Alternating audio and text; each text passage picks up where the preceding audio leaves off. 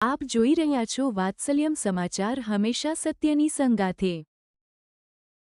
કોંગ્રેસે ઉઠાવ્યો આદિવાસી હિતનો મુદ્દો। કાવેરી શુગર બચાવવા કોંગ્રેસ અને ખેડૂતો મેદાને ઉતર્યા। નવસારી જિલ્લાના ચીખલી તાલુકાના સાદડવેલ ગામે આવેલા ચીખલી, ખેરગામ, ધરમપુર, વાણસદા, ડાંગના આદિવાસી ખેડૂતોની જીવદરી સમાન કાવેરી શુગરની જમીનની હરાજી કરવા માટે NCDC દ્વારા જાહેરાત કરાતા કાવેરી શુગરના સભાસદો ચિંતામાં મુકાયા છે।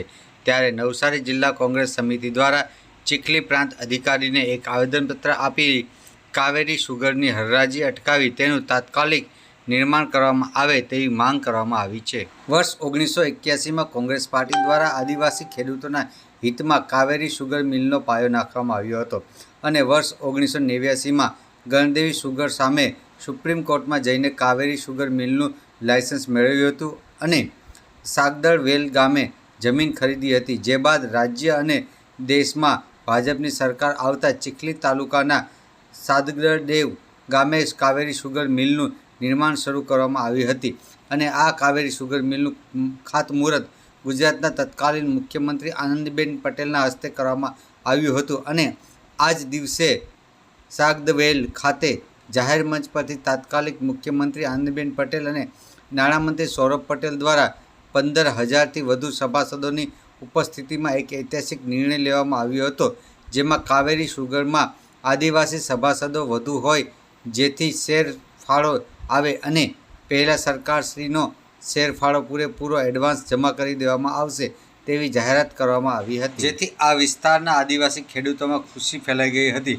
પરંતુ કાવેરી શુગરનું બાંધકામ શરૂ થયા બાદ સરકારનો શેરફાળો પૂરેપૂરો આવવામાં આવ્યો ન હતો અને વધુમાં વધુ NCDC દ્વારા કાવેરી શુગરની હરાજીની જાહેરાત કરવામાં આવી છે। ત્યારે 25,000 સભાસદો ધરાવતી કાવેરી શુગરની હરાજીથી આ વિસ્તારના આદિવાસીઓને મોટું નુકસાન થાય એમ છે અને આદિવાસી સભાસદ ખેડૂતોના કરોડો રૂપિયા ડૂબી જવાની ખેડૂતોને બીક છે। ત્યારે કોંગ્રેસ હવે કાવેરી શુગરની હરાજી રોકવા મેદાને ઉતરી છે અને ધારાસભ્ય અનંત પટેલની આગેવાની હેઠળ એક વિશાળ રેલી યોજી જિલ્લા કોંગ્રેસ દ્વારા આયોજન કરવામાં આવ્યું હતું। કાવેરી શુગરને લઈને કોંગ્રેસ આવેદનપત્ર આપી હરાજી રોકવાની માંગ કરી છે।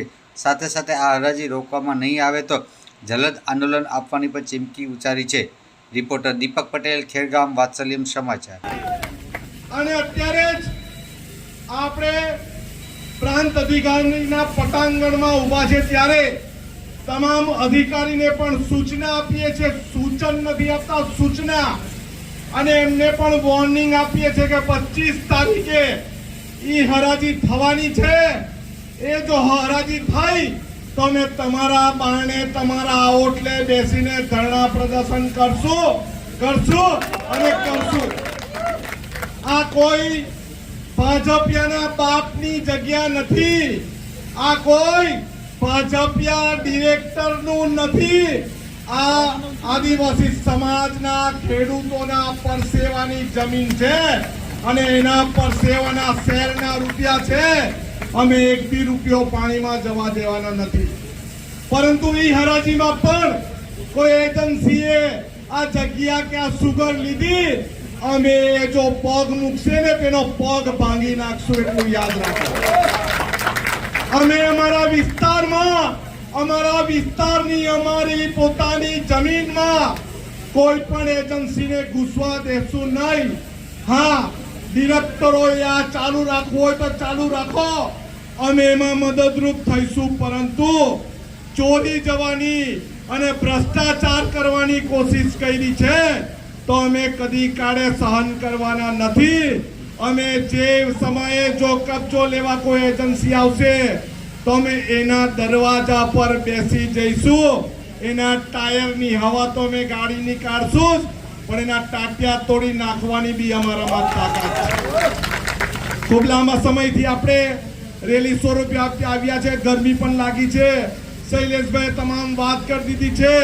અમે ડગલે ને પગલે ખેડૂતોની સાથે છે, સમાજની સાથે છે, આદિવાસી સમાજની સાથે છે, જે પણ શેરધારકો છે એની સાથે છે અને અમે કોઈ પણ બોગ્યા સુગરને બંધ થવા દેવાના નથી।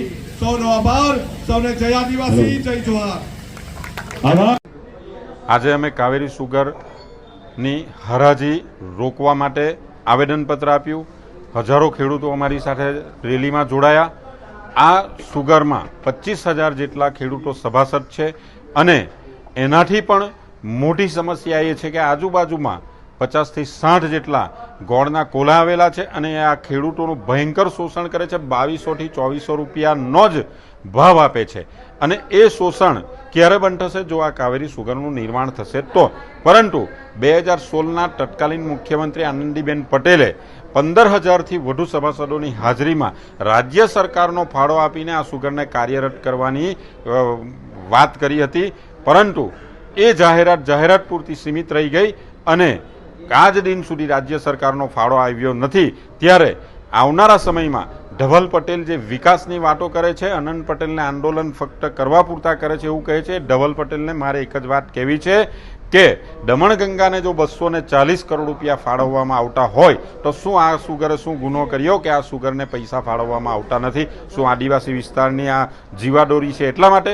પરંતુ અમે આ સુગરને કોઈ પણ ભોગે બંધ થવા દેવાના નથી અને જો હરાજી થશે તો આ સુગરની જમીન અમે કોઈ પણ ભોગે કોઈ ખાનગી કંપનીને કબજો લેવા દેવાના નથી. આગળની શું રણનીતિ રહેશે?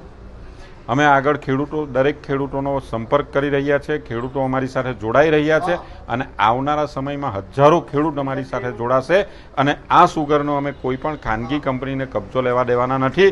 આ સુગરને કોઈ પણ ભોગે કાર્યરત કરીને રહેવાના છે. નમસ્તે. હાલમાં કાવેરી સુગર ફેક્ટરીની જમીનની હરાજીની જે પરિસ્થિતિ ઊભી થઈ છે એમાં ગઈ 19મી તારીખે આપણા જિલ્લાના ભારતીય જનતા પાર્ટીના પ્રમુખ આદરણીય શ્રી ભુરાભાઈ શાહ, આપણા ગણદેવીના ધારાસભ્ય અને પૂર્વ કેબિનેટ મંત્રી શ્રી નરેશભાઈ પટેલ, અમારા ભારતીય જનતા પાર્ટીનું આખું બોર્ડ અને જિલ્લાના સહકારી આગેવાનો સાથે અમિતભાઈ શાહ સાહેબની મુલાકાત કરી. એમનો ખૂબ હકારાત્મક અભિગમ છે. ગઈકાલે આ જ બધા આગેવાનો સાથે અમે રાજ્યના સહકાર મંત્રી, રાજ્યના નાણામંત્રી અને મુખ્યમંત્રી સાહેબ સાથે પણ મુલાકાત કરી. એમનો પણ ખૂબ હકારાત્મક અભિગમ છે અને 25મી તારીખની હરાજી મુલતવી રહે એને માટે સૌની લાગણી છે. ખેડૂતોના હિતમાં રાજ્ય સરકાર અને કેન્દ્ર સરકાર ઝડપથી નિર્ણય લેશે એવી અમને સંપૂર્ણ આશા છે. વાત્સલ્યમ સમાચાર હંમેશા સત્યની સંગાથે. આપ અમને યુટ્યુબ ચેનલ પર જોતા હોવ તો ચેનલને સબસ્ક્રાઈબ કરી બેલ આઇકોન દબાવો અને ફેસબુક પેજ ઉપર જોઈ રહ્યા હોય તો પેજને લાઇક કરો, કોમેન્ટ કરો અને સમાચારને શેર કરો. સમાચાર આપવા માટે સંપર્ક કરો 8732918183.